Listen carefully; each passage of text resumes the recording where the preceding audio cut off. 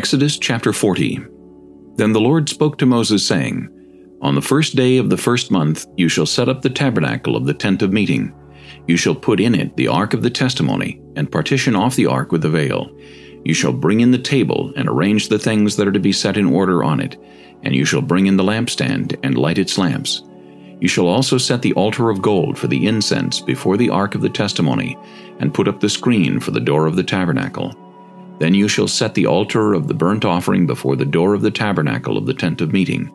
And you shall set the laver between the tabernacle of meeting and the altar, and put water in it. You shall set up the court all around, and hang up the screen at the court gate. And you shall take the anointing oil, and anoint the tabernacle and all that is in it, and you shall hallow it and all its utensils, and it shall be holy. You shall anoint the altar of the burnt offering and all its utensils, and consecrate the altar. The altar shall be most holy. And you shall anoint the laver and its base, and consecrate it. Then you shall bring Aaron and his sons to the door of the tabernacle of meeting, and wash them with water.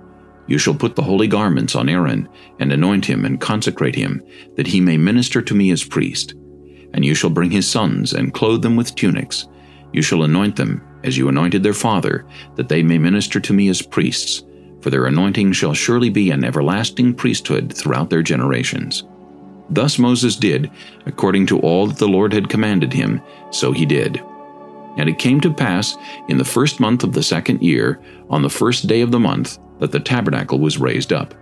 So Moses raised up the tabernacle, fastened its sockets, set up its boards, put in its bars, and raised up its pillars. And he spread out the tent over the tabernacle, and put the covering of the tent on top of it, as the Lord had commanded Moses. He took the testimony and put it into the ark, inserted the poles through the rings of the ark, and put the mercy seat on top of the ark. And he brought the ark into the tabernacle, hung up the veil of the covering, and partitioned off the ark of the testimony, as the Lord had commanded Moses. He put the table in the tabernacle of meeting on the north side of the tabernacle, outside the veil. And he set the bread in order upon it before the Lord, as the Lord had commanded Moses.